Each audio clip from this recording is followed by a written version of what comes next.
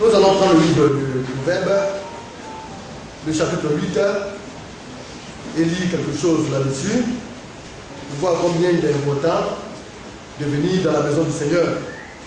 Nous allons lire à partir du verset 34 jusqu'au verset 35. Nous pouvons descendre, monter un peu au verset 32.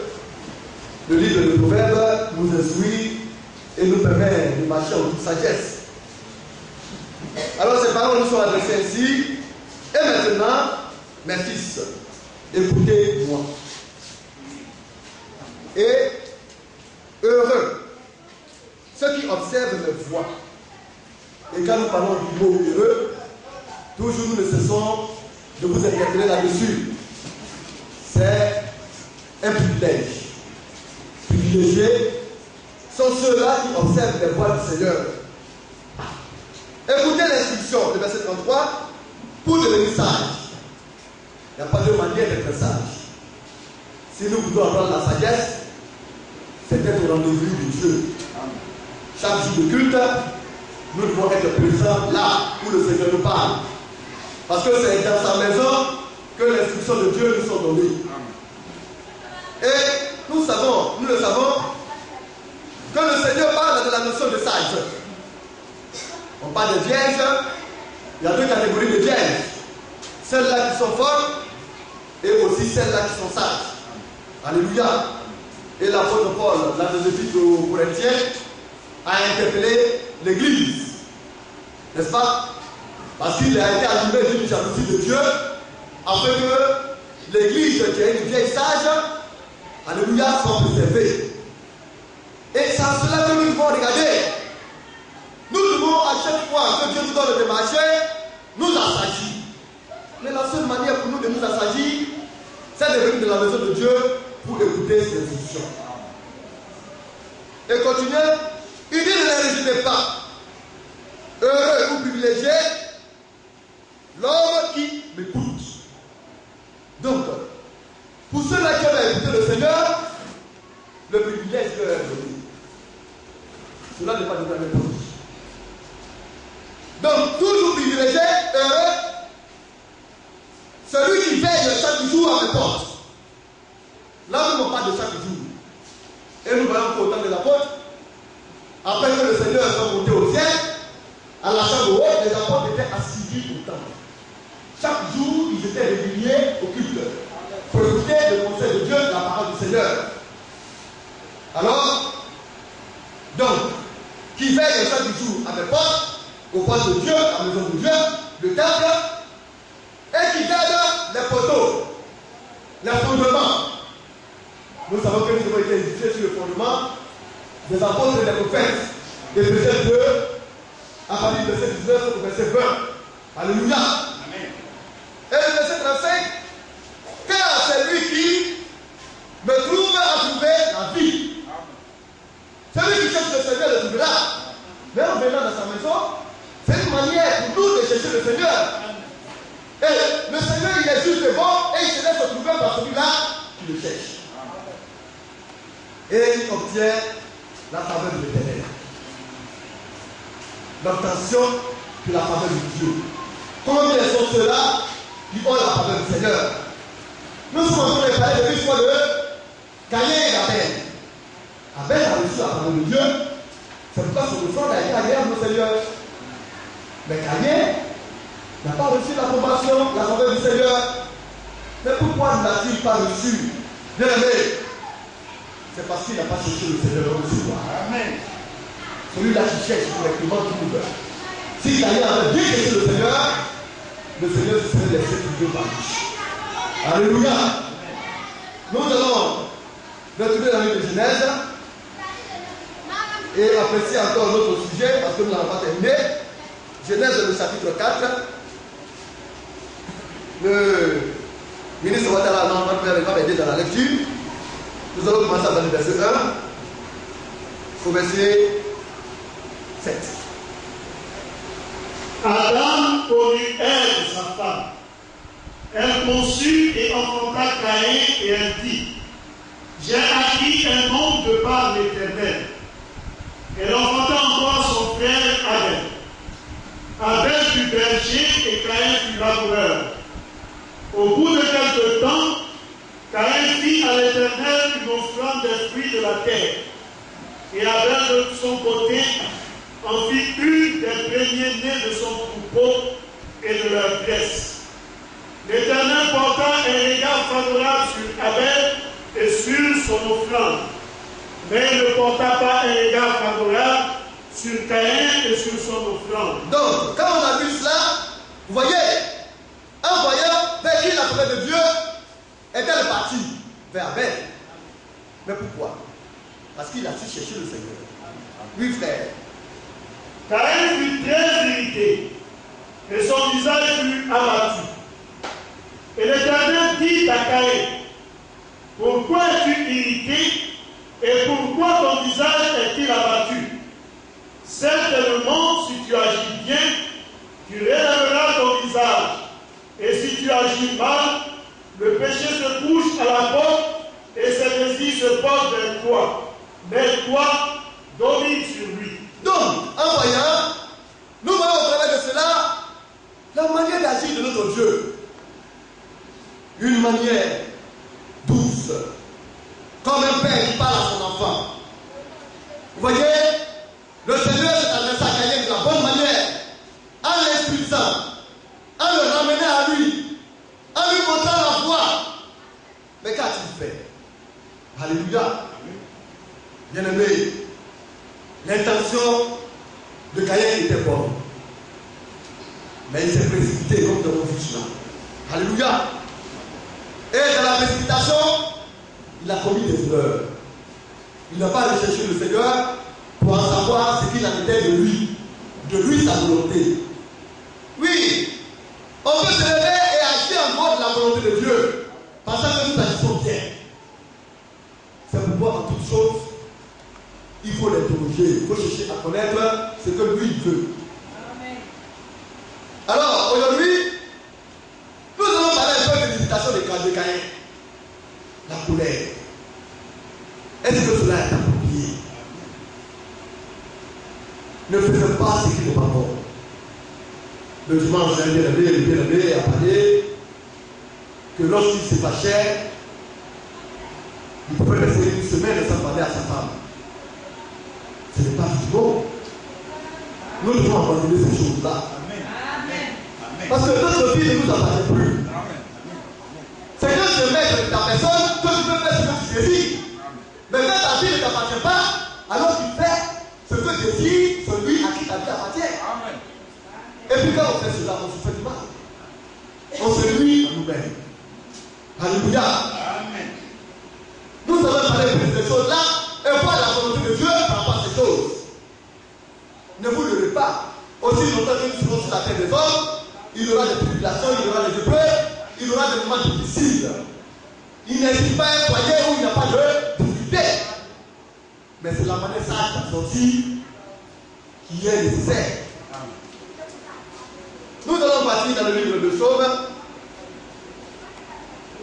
le chapitre 37, où nous étions en train de lire. Alors, de bons conseils nous sont donnés, afin que davantage nous devenions, vous voyez, des bien-aimés de Dieu. Il dit ici, ne dites pas, somme de David, à partir de verset 1, ne dites pas contre les méchants, même quand un homme se lèverait et qu'il viendra à te faire du mal, est-ce parce qu'il t'a fait du mal que toi tu vas agir comme lui il a agi avec toi? Non. Bien aimé. N'envie pas ceux qui font le mal. Alors, quand quelqu'un fait du mal, nous qui sommes là à apprécier, nous devons avoir pitié de ces personnes-là. Ou bien de ces individus. L'enfant de Dieu, il a été conçu pour faire le bien. Pour faire ce qui est bon et juste. Il dit, quand ils sont fauchés, aussi vite que l'herbe, et ils se flétrissent comme le gazon. Pour ceux qui font du mal. Mais l'interpellation est donnée surtout aux enfants de Dieu, qui aiment à sortir de la voie de Dieu, pour aller se conformer comme ceux-là qui vivent dans la méchanceté. Quand tu es un enfant de Dieu,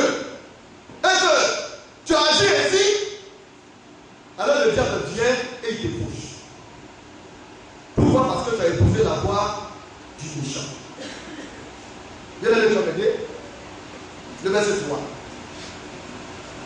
Confie-toi en l'Éternel et pratique le bien. Donc le conseil qui nous a donné ici, c'est que nous, enfants de Dieu, nous apprenons à nous confier en l'Éternel. Nous parlons beaucoup trop. Et dans notre bagage, nous faisons des choses inutiles. Nous devons essayer de nous-mêmes, de notre force, à faire les choses. Mais si je te dis, voilà, demander une chose qui ne va pas, et que je lui parle une fois, deux fois, qu'est-ce que je fais? Je dois prendre le temps et parler à mon Dieu. Et puis c'est ça. Ce que la soeur aimerait voir à son père, mais quand elle parle à celui-là qui a la capacité de faire des choses dans la Bible de faire. Mais si nous mettons-nous pleins, à parler, mais nous n'arriverons jamais. Je me souviens de la soeur Jeanne, notre maman Jeanne. Il fut un temps où elle se plaignait. Elle souffrait parce que son fils refusait d'adorer Dieu. Elle se gémissait de toute son âme. Je lui ai dit, tu es une fille de Dieu. Le Seigneur n'agit pas comme les hommes. Il ne fait pas les choses comme nous le voulons, mais comme lui il veut. Et il a son temps. Prie Dieu, le temps ne va nous confisquer à l'église. Mais qui savait que le frère Ange allait venir pour être un frère Ange? Donc on l'a fait prier, parce que ça jouait bien son fils, parce que c'est son ami. Et elle a oublié. Et voici que cette année, Ange a décidé d'adorer Dieu. Mais cela fait combien d'années? Plus de 10 ans. Mais sa prière a été écoutée. Amen. Amen. C'est ça Dieu. Amen. Amen. Amen. Celui-là qui se lève de l'honneur apprécie les réalités très tôt. Mais si tu dors, c'est que tu as vieilli que tu apprécies les réalités. C'est pourquoi le chrétien doit travailler. Travailler à votre salut avec des craintes et tremblements. N'est-ce pas? Mais cette parole-là a été adressée à qui?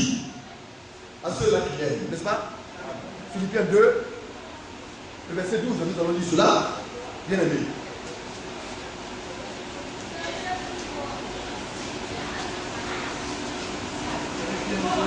Oui. Ainsi, les bien-aimés, comme vous avez toujours obéi, vous aimez à pratiquer la parole. Vous aimez le Seigneur. Quand vous l'entendez, vous faites tous vos efforts pour faire ce qu'il a dit. Comme vous avez toujours obéi, oui frère, mettez en œuvre votre salut. vous devez travailler à votre salut. Vous devez mettre en œuvre votre salut. Oui. Avec des craintes et tremblements. Mais la crainte, c'est quoi? C'est le commencement de la connaissance. Il faut connaître Dieu. Il faut avoir la connaissance pour savoir ce que Dieu veut et ce que Dieu ne veut pas. Et trembler. Donc, le salut, ça se travaille. C'est celui-là qui travaille, qui se lève de bonheur et qui prie. C'est celui-là qui va voir les bénéfices de son travail. Alléluia. Nous retournons dans le livre de Psaume. Le verset 3. Confie-toi en l'Éternel et pratique le bien. Alors, comme on nous interpelle, nous devons nous confier en l'Éternel. Oui, ton mari, c'est ton premier ami. Ta femme, c'est ta première amie. Le Seigneur est notre papa. C'est lui. Au premier que nous devons nous confier. Et faire de nos maris, nos amis, et faire de nos femmes, nos maris, nos amis. Parce que le foyer, ce n'est pas un lieu de bataille, mais c'est un lieu de sincère amitié. Même dans l'amitié, il y a des problèmes. Mais les amis, parce qu'ils ont fait un bien engagement, un engagement qui dure toute la vie, qui reste, alors ils sont obligés de s'attendre. Amen. Et ils sont obligés de ne pas trahir l'autre. C'est les mauvais amis qui aiment exposer leurs amis. Or, le vrai ami, il protège. Il instruit, il conseille. il écoute, il prend soin. C'est pourquoi dans le couple, nous pouvons être des amis. Mais pour être de beaux amis, le premier avec qui nous pouvons avoir notre amitié, c'est notre Dieu.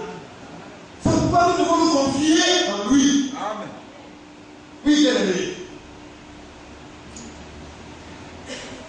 Et le pays vous demeure et la fidélité vous pâture. Alors pour que les choses aillent bien, tu vis dans un pays. Le Seigneur dit, demeure bien dans ce pays-là. Il faut que tu y vives et que tu sois bien. Mais pour que tu puisses être bien, il faudrait que tu fasses de la fidélité de Dieu ta nourriture. Parce que le pâturage, c'est la nourriture de la vie. Mais il y en a, quand ils s'élèvent, ils oublient même que Dieu existe. C'est quand les problèmes viennent qu'on se souvient de Dieu. Or, dans toutes nos marches, dans tout ce que nous faisons, nous devons mettre Dieu en premier plan. Amen. Oui, frère. Frère de l'Éternel te délice. Frère de l'Éternel te délice. Quand j'ai essayé de voir un peu dans le dictionnaire, c'est quand même une délice, c'est qu'il donne un vif plaisir, et grand plaisir. Amen. Quand tu entends parler du Seigneur, ton cœur est joyeux. Personne ne peut pouvoir t'empêcher de venir dans la maison de Dieu. Celui-là qui fait cela, c'est que c'est un ennemi qui se présente devant toi. Parce que le Seigneur veut être la base de ton plaisir. Amen. Et quand cela est, il te donnera ce que ton cœur désire. Amen. Gloire. Oui, frère. Et il te donnera ce que ton cœur désire. Mais nous savons que nous avons beaucoup de défis. On va interroger une soeur. Elle dit que je veux que mon mari me fasse ça, je veux qu'il me tienne comme cela, je veux qu'il me prenne comme cela. Ce sont des défis. Il y a des défis terrestres et puis il y a des défis célestes. Les défis célestes, c'est comment nous allons faire parler au ciel. Et celles qui sont terrestres, c'est comment nous allons faire pour être bien sur la terre. Alors nous sommes partagés par beaucoup de désirs. Amen. Et nous voulons que le Seigneur fasse ce que nous désirons. Il dit oui, je suis prêt à le faire, mais à une condition. Que moi je sois l'objet de tes délices. Amen. Ne laissez personne s'amuser avec votre grâce. Amen. Amen. Amen. Oui, frère. Recommande ton sort à l'Éternel. Donc, on est là, on pleure ici, on pleure ici, on se plaît par là, mais pourtant on ne parle jamais à Dieu. Ton mari ou bien ton frère n'a qu'à être l'homme le plus incolère possible. Par ta bouche, Dieu fera des exploits. Le Seigneur fera des miracles. Alléluia. Parce que tu lui recommandes ton sort, et ce que tu lui demandes parce que tu fais de lui tes délices, alors le Seigneur agira. Nous devons avoir confiance au Seigneur. Et puis être aussi patient. Oui, frère. Mets en lui ta confiance et il agira. Donc, premièrement, il dit, il faut te recommander ton sort. Qu'est-ce qui ne va pas sur toi? En toi, qu'est-ce qui ne va pas? Qu'est-ce que tu aimerais voir être en toi ou bien dans ta vie? Quel environnement aimerais-tu avoir? Parle-moi. Recommande-moi ton sort. Et mets en moi ta confiance. Et tu verras, je vais agir. N'est-ce pas? Bien aimé. Sœur, tu voudrais que ton mari soit le plus beau spirituel du monde. C'est pas ça? Fais confiance au Seigneur. Mais avant de vouloir quelque chose d'abord pour ton frère, il faudrait que toi aussi tu le fasses pour toi. Alléluia. C'est que vous aimeriez qu'on vous fasse. Faites-le aussi pour vous. N'est-ce pas? Et c'est que vous le faites pour autrui, c'est parce que vous aimeriez qu'on vous fasse comme vous le faites aussi autrui. C'est ça la loi et les prophètes. Si on pouvait se comporter comme cela, alors les choses se passeront bien pour nous. Si le frère se soucie de la sœur en s'oubliant, si la sœur se soucie du frère en s'oubliant elle-même, alors tout sera parfait. Vous allez voir que tout va coller et tout se passera bien. Mais si le frère se soucie de la sœur et que la sœur demeure égoïste, ou bien la sœur fait du frère et que le frère est égoïste, alors il va. Ça veut dire qu'il y a un encore qui n'a encore rien compris. Mais pourtant, c'est à cela que Dieu nous appelle à travailler. Ce sont les deux mains qui se lavent. Quand une main se lave, le dos de cette main-là reste sans lavage. Mais quand les deux mains s'emboîtent, elles se lavent parfaitement et aucun microbe, alléluia, ne peut venir les infecter. Nous sommes unis. Nous sommes complémentaires. Nous avons besoin de l'un et de l'autre. C'est pourquoi nous devons travailler à cela. Il y en a qui ne comprennent pas. Quand tu te lèves là, et puis tu dis des paroles mauvaises sur ton mari, c'est que tu es en train de maudire ton foyer. Tu es en train de te blesser toi-même. Mais comme tu es aveugle, tu ne vois pas. Comme tu es sourd, tu ne comprends rien. Ce qui va arriver à ton mari, c'est que tu vas souffrir. Toute la situation difficile qui a déjà dans ton épouse, ne t'as pas, c'est toi qui vas vivre cela. C'est pourquoi nous devons aider à faire de sorte que nous nous portons bien. Oui, frère, nous continuons. Il fera paraître ta justice comme la lumière, et ton droit comme le soleil à son midi. Donc, nous allons parler de la justice. La justice de Dieu, c'est la reconnaissance et le respect des droits de Dieu d'abord, et la reconnaissance et le respect des droits d'autrui. Donc, moi, je respecte la parole de Dieu, je le fais, le droit de Dieu. Je respecte la parole. Et si je respecte la parole, je dois avoir aussi à considérer les autres frères et ma soeur.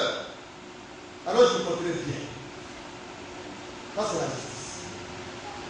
Alléluia. Chacun a ses droits. Et chacun de nous doit apprendre à respecter les droits des uns et des autres. Dans le couple, la femme, son rôle, c'est de se soumettre à son mari. En toutes choses, comme le dit le Seigneur. Et l'homme, son rôle, c'est d'aimer sa femme comme sa propre chair. Son propre corps. Quand on sait respecter les droits des uns et des autres, alors les choses se passent bien. Mais il faut les savoir. Et puis le vouloir. Maintenant, tu le sais, mais tu ne veux pas le faire. Mais pourtant, le savoir, c'est bon. C'est-à-dire qu'on a fait un pas. Maintenant, nous devons vouloir maintenant accomplir cela et faire de sorte que ces choses-là soient une égalité de nos vies. Alors le Seigneur dit, il fera quoi? Il fera paraître ta justice comme la lumière. Quand tu apprends à respecter le droit de ton frère, à respecter les règles de Dieu, à respecter, vous voyez, comment on appelle ça, les droits des uns et des autres, le Seigneur dit, il te bénira. Et ton droit comme le soleil à son midi. Alléluia. Alors le Seigneur maintenant va se tourner vers toi. Et il va faire paraître maintenant toi, ton droit et ta justice. Ce qui te revient là, il va te donner. Oui, frère, nous continuons un peu. Garde le silence devant l'Éternel et espère en lui. Donc, arrivé un moment, on parle à la soeur, elle ne comprend pas. On parle au frère, il ne comprend pas. On fait quoi? Il y a un temps où on parle. Et il y a un temps maintenant où on agit. Où on se tait. Et maintenant, c'est silencieusement qu'on agit maintenant. Et quand on dit garde le silence, ça veut dire que c'est là-bas maintenant que tu travailles, dans la chambre noire. Parce que là maintenant, c'est quand tu parles ton Dieu. C'est là maintenant que tu commences à lui parler. Et comme tu as eu bien-aimé, tu as eu le bien-aimé du Seigneur, alors qu'est-ce qu'il va faire? Comme tu fais de lui ta devise, alors il agira et il te donnera ce que ton cœur désire. Mais souvent, quand on parle au frère ou bien à la soeur, on s'énerve, on s'irrite. Le Seigneur nous montre la meilleure marche, les meilleures démarches à faire. Oui, frère, nous continuons. Ne dis pas contre celui qui réussit dans ses voies. Et c'est ce que Caïn a fait. Vous voyez, il a fait une chose, ça n'a pas marché. Il fait quoi? Il retourne vers celui-là, vers qui il est parti, afin de s'enquérir et de le rechercher ses voies, afin de mieux faire. Mais il s'est énervé. Et il a été jaloux.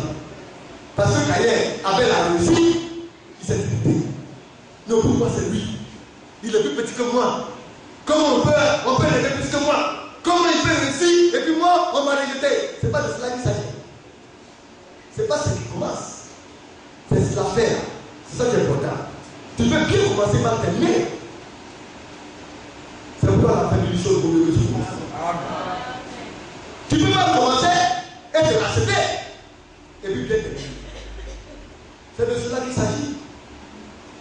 le péché frappe à ta porte. Parce qu'il a commencé à s'irriter. Pour un lien qui t'énerve, pour un lien qui t'irrite. Et quand on est fâché, les paroles ne sont plus appropriées. Ce qu'on ne doit pas dire, c'est ce qu'on dit. Là où on ne doit pas blesser, c'est à ce moment-là qu'on blesse mal. On devient glaive, très tranchant, et on couvre et on déchire. Et puis après, maintenant, c'est ça marche. Parce que notre bouche est devenue un rasoir. Au lieu de purifier, c'est pour blesser. Oh Dieu, nous t'avons fait ça. Oui, frère. Ne crie pas contre celui qui réussit dans ses voies, contre l'homme qui vient à bout de ses mauvais décès. Donc, il y en a qui passent par des voies tortueuses pour s'en ici, ou bien pour devenir des hommes importants. Il ne faut pas regarder à ça. Même s'il a réussi, c'est pas pour cela que tu as fâché. Pour dire que Seigneur, je vis bien, et puis lui qui ne vit pas bien, il n'a pas réussi. Le Seigneur est patient. Regarde à lui, il marche. Oui, frère. Laisse la colère, abandonne la fureur. Laisse la colère, abandonne la fureur. Alléluia. Bien-aimé, et c'est de toujours notre prière. Que le Seigneur fasse que nous soyons là à nous mettre en colère. Ça, on ne joue pas avec cela. De la même manière que chaque matin tu te lèves et que tu vas au travail, chaque matin, quand tu te lèves, tu dois demander au Seigneur d'ôter la colère de ta vie. Il y a des choses, quand on fait un sondage, je ne parle pas du sondage du peuple, parce que ça c'est pas mon rôle, c'est le rôle du Saint-Esprit. Mais je dois faire le sondage de ma vie. Quand je sonde mon être, ma vie, je vois en moi maintenant ce qui est bien et ce qui n'est pas bon. Alors je récapitule tout ce qui n'est pas bon et je le mets au devant du Seigneur. Chaque jour que Dieu fait, je dois prier pour cela, jusqu'à ce que le Seigneur les élimine un par un. Voilà le combat. Alors le Seigneur nous dit ici, laisse la colère, abandonne la fureur. Vous voyez ceux qui sont furieux, quand tu t'énerves jusqu'à ce que réellement on n'arrive plus à te maîtriser, ça quitte la colère maintenant, ça atteint maintenant une autre gamme, on appelle ça la fureur. Alléluia. Si je me trompe, je pense que Hitler a été appelé ainsi le fureur. C'est pour dire que l'homme qui commet des dégâts. Alléluia. Bien-aimés, nous devons abandonner ces choses-là. Parce que quand on atteint cela, on ne se mesure plus. Hein? Parce que là, quand tu es en fureur, tout ce que tu vois, tu considères ça comme petit. C'est-à-dire que tu peux prendre un tabouret et puis écraser ça sur la tête de ton ami. Quand vous voyez quelqu'un en fureur, ou bien deux personnes qui sont en fureur, qui sont là, ce n'est pas tous en bonne. Hein? C'est-à-dire que si vous les prenez les deux ici, là, vous allez voir les chaises vont commencer à s'envoler de part et d'autre. On ne saura pas qui est qui. Hein? S'il a attrapé une machette, il te découpe. Ce qu'il tombe de la main, c'est ce qu'il utilise comme arme. Ça, c'est la fureur. Et malheureusement, il y a des bien-aimés qui aiment à être furieux. Et cela n'est pas normal. Alléluia. Oui, frère, le conseil qui est donné en bas. Ne t'irrite pas, ce serait mal de faire. Si tu t'irrites, Dieu dit, ce serait mal de faire. Tu vas faire mal. Tu vas te détruire, il faut arrêter. Oh, bien aimé. Amen. Nous allons prendre le livre de Jacques.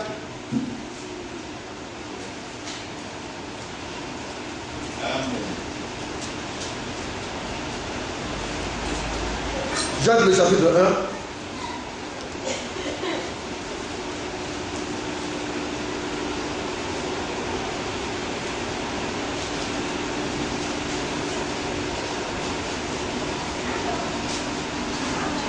Après, verset 19. Jacques 1, verset 19. Sachez-le, mes frères bien-aimés. Mes frères bien-aimés, nous sommes les bien-aimés du Seigneur, n'est-ce pas? Nous nous aimons les frères de Dieu. Nous avons en nous la vraie fraternité, l'amour fraternel. Alors, nous devons le savoir. Sachez-le, mes frères bien-aimés, oui frères. Ainsi que tout homme soit prompt à écouter. Nous devons apprendre ces choses. Dans la maison, dans nos foyers, à l'église, dans nos services. Nous devons être prompts, être prêts, disposés à écouter. Frère, je veux te parler. Sœur, je veux te parler. Alors quand la sœur dit, frère, je veux te parler, nous devons faire un effort pour ne pas dire ça. Bon, après. Parce que après, ça garde beaucoup de choses. Et nous tous faisons ça. Parce que nous sommes fâchés, nous disons après. Mais bien aimé, toi aussi, frères et sœurs, quand tu sais que ton frère aussi est fâché, il faut attendre un peu. Parce que c'est que nous devons pouvoir accomplir, nous devons faire de sorte que la chose soit parfaite. Pour eux, selon Dieu, pour que nous en tirons toutes les bénédictions. Tu sais que le frère, son cœur s'est levé. Et puis tu vas te mettre le glas à sa colère. Parce que quand le cœur est chauffé, la main là, ça se retient plus, ça va vite. Donc de part et d'autre, la soeur ou bien le frère qui sait que l'un ou l'autre est fâché, doit tempérer. Et puis attendre le moment d'aller vers le bien-aimé. Et quand il va vers le bien-aimé aussi ne doit pas aussi poser de la résistance. Il doit se prendre, il doit se prêt à recevoir son frère et écouter son frère ou bien écouter sa soeur. N'est-ce pas? C'est le conseil que je nous donne. Si nous savons les sentir, nous allons devenir meilleurs. Et Dieu ne nous donne pas de mauvais conseils. Il le fait pour notre bien. Il y en a le cœur est tellement surchauffé, quand on veut, frère, je veux te parler, tu veux parler à qui? Tu me connais où? Tu vas bien regarder? Il faut savoir si c'est celui avec qui tu veux parler. Ils sont déjà du cadre de la parole. Tu demandes que tu es bien aimé. Parce qu'un bien aimé du Seigneur ne fait pas ça. Nous devons être prompts à écouter. Oui, frère. L'un a parlé. Souvent nous nous précipitons. Et quand nous nous précipitons, nous faisons des dégâts. Mais le bien-aimé, ou bien le bien-aimé a mal agi. Comme il a mal agi, attends, on est parti maintenant pour lui montrer qu'il a mal agi. On se précipite. Si tu attendais, c'est quand tu te précipites à qui tu as réglé le problème. Quel est ton objectif? C'est pour résoudre un problème ou c'est pour encore mettre le feu sur lui? Alors on va être là à parler. Alors, il a mal agi. Mais il est mieux que tout à l'heure. Quand il sera apaisé, je vais lui appeler maintenant son cœur. Là, la vie est avec toi. Le Seigneur, même par son esprit, te soutient. Parce que c'est lui qui t'est présent à parler. C'est lui qui te demande d'attendre. Tu lui dis, Seigneur, ça lui est là à parler, il a commis une erreur. Je te pousse, Seigneur. Quand je partirai, sois derrière moi, en fait, que ça tu parles. Amen. Dis, c'est ça. Ça parce que c'est une femme ou bien c'est parce qu'elle est soumise, qu'on doit ne pas la respecter. Il faut savoir parler aussi à sa femme. Avec tout le respect et tous les gars que Dieu devant un homme. Parce qu'ici, le Seigneur parle de vérité. C'est homme et femme. Oui, frère. L'homme à se mettre en colère. Et ça aussi, nous devons cultiver cela. Tu parles. Vous voyez, il y a cette manière de faire. Quand quelqu'un m'énerve, et qu'il insiste à m'énerver, je dis, vous finissez à me faire rire. Et puis je dis là. Parce que si je ne ris pas, parce que quand je ris, là, ça veut dire que comme tu veux que je te tue. C'est pourquoi tu fais cela, mais je ne te tue pas, parce qu'il ne suis pas comme ça, il ne pas ça. Mais quand je ris, je vois automatiquement que c'est Satan qui est derrière. Vous ne pouvez pas te gifler ou te frapper, je ris. Et puis je quitte là. Si je me poursuis, ça devient une comédie. Ceux qui sont à côté vont dire que ceux qui sont en train de jouer. Mais c'est parce que je n'approuve pas ce que tu fais. Et tellement que tu agis tellement bêtement que ça me fait rire. Parce que tu ne sais pas où tu es en train de partir. Mais ceux qui sont là en colère, on pardonne. Parce que ce n'est pas étonnant. Quand tu mets de l'huile dans le feu, c'est pourquoi on comprend pourquoi les soeurs, quand elles s'énervent leur mari, et puis le frère s'énerve, commence à s'énerver, et puis on continue à insister, et puis la main s'en va. Et puis après on dit, le frère a frappé sa femme. Il sait que ton mari est fâché. Il faut le laisser. Réduis-toi. Pourquoi est-ce que tu insistes? Frère, tu sais que ta femme est fâchée, ta femme est énervée. Quitte-la. C'est pas ce qu'il est écrit. Amen. Mais il y en a qui vont te poursuivre. Quand ils vont te poursuivre, il faut vivre. Parce que c'est Satan qui a fait ça. Parce qu'il veut que tu donnes un vilain coup à ta femme. Et quand tu vas lui donner un vilain coup, il doit un hématome qui va sortir quelque part. Et puis après, maintenant, tu vas prendre des choses pour les soigner. Satan vous a eu cadeau. Tu t'es connu toi-même parce que tu as fait du temps à ta femme. Nous devons faire ça. Oui, frère. Car la colère de l'homme n'accomplit pas la justice de Dieu. La colère de l'homme ne saurait accomplir la justice de Dieu. C'est pas possible. Regardez la colère de Caïn. C'est que cela a appliqué. Pour finir, il est allé commettre un meurtre. Il a tué son frère. Mais c'est parti de l'imitation. Alléluia.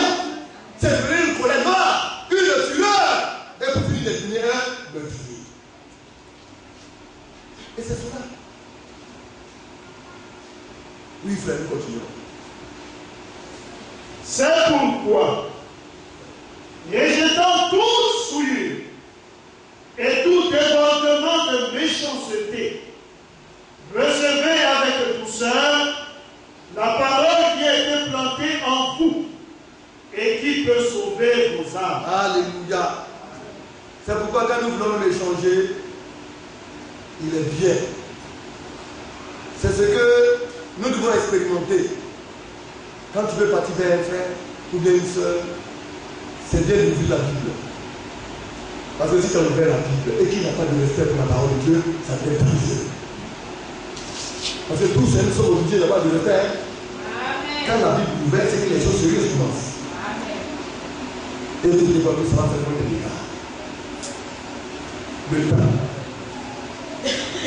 Alléluia. Et les circonstances. Le cadre. On ne doit pas faire une chose de précipitation, parler de la précipitation. On ne doit pas plus s'énerver. On doit tout préférer. Afin que Dieu nous bénisse. On va aller dans l'Éphésiens 4 pour terminer.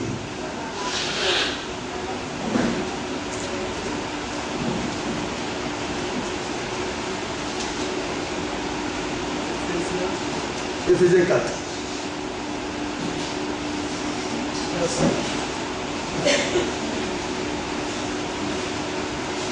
Le verset 25. La partie verset 25. C'est pourquoi renoncez au mensonge. Renoncer à ce qui n'est pas de Dieu. Le mensonge, c'est la vérité qui a été pervertie. Nous devons prendre parti pour la parole de Dieu, pour la vérité, et renoncer au mensonge. Nous devons faire tout selon la Bible, selon la parole de Dieu. Oui, frère. Et que chacun de vous parle selon la vérité à son prochain. Le langage, le savoir-parler, le savoir-faire. Pour parler à ton frère selon la vérité. Mais parler à ton frère selon la vérité, c'est savoir lui parler. Et les circonstances dans lesquelles tu parles. Il faut chercher le cas favorable. Et parler selon que Dieu voudrait que tu parles. Là, parce que tu parlais pour lui imposer toi ton savoir, ou bien ton vouloir.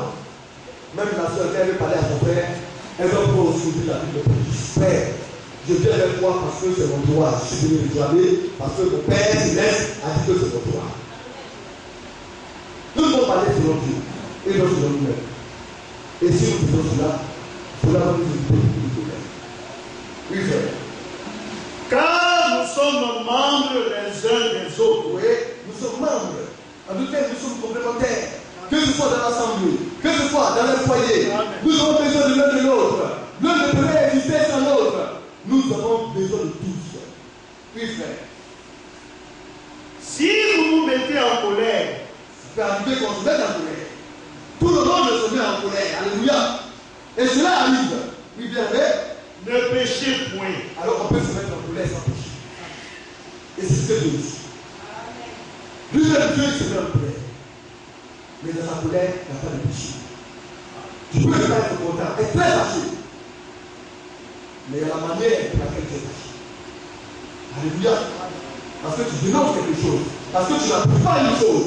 Tu n'aimes pas la manière dont la chose a été faite. Alors tu peux te mettre en colère. Mais pourvu que ta colère ne vienne pas nous tuer. Oui, frère. Que le soleil ne se couche pas sur votre colère. Alors, quand on se met en colère, on doit le payer. Vous voyez, c'est pourquoi le bien-aimé qui a dormi 1 jour, 2 jours, 3 jours, jusqu'à 7 jours, c'est pas bon. C'est pas du tout bon. Un chrétien doit faire ça. Ta colère, la doit s'éteindre avec la lumière. Au moment où le soleil est en train de se coucher, toi aussi ta colère doit pouvoir s'apaiser. Tu dois retrouver ta femme. Tu dois retrouver ton mari.